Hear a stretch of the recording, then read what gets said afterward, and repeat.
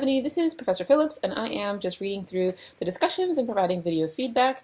I think that you bring up some really great points, and that is number one, the educational system. Yes, I did research on this back in the day in my bachelor's program about the the effects of the educational system on the African American population and how they're, skewed, right? You bring up the bell curve and how you think that, it's not really affecting our students in a positive way, and that there's overcrowding in classrooms and limited resources and high rise of rates of probation and incarceration.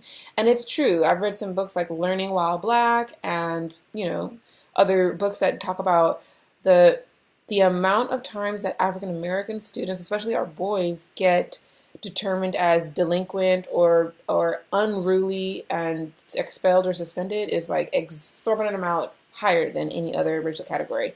So it's definitely there, and that lends itself to the question of, well, who's referring them? Why do they think this way? Can we educate them, and can we get that stereotype out of their heads? This is actually one of the negative side effects of integrating schools, because back in the day when schools were segregated, you were taught by people that looked like you, expected you to learn, weren't biased in that sense, like just assumed that you couldn't learn because you were black, and so people did better. But then when they integrated things, now all of a sudden you were taught by somebody who had preconceived notions about what it meant to be an African American and thought maybe perhaps you couldn't learn or didn't want to learn or weren't going to learn, or didn't matter if you learned because you were only going to be a fill in the blank in society, not a, maybe you were only going to be a skilled worker instead of, somebody who's going to go on to college and whatnot, college material and whatnot. So that, lends itself to a very long discussion that we will get into later on in the semester. So thank you for posting that.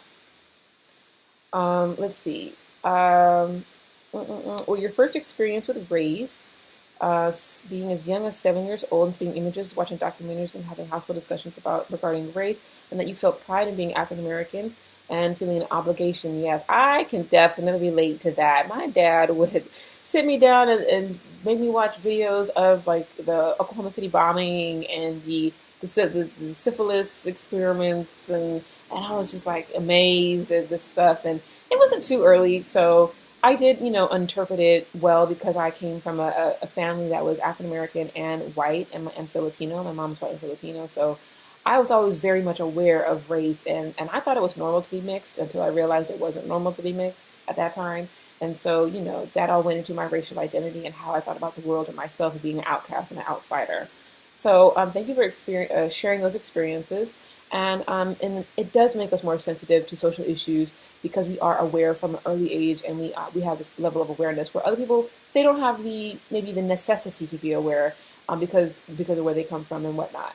So thank you for sharing. I see that you mentioned in Dr. Tatum's video about the stereotypical prejudicial information.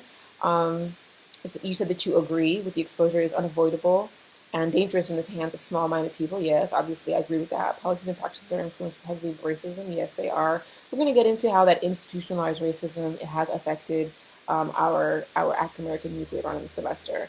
So thank you for asking your academic questions. I see you asked two there. Very good. And engaging your fellow subjects in a good debate. I look forward to reading your racial autobiography paper in a couple of weeks and continuing to teach you in this class. Take care. Let me know if you have any questions, all right? Bye-bye.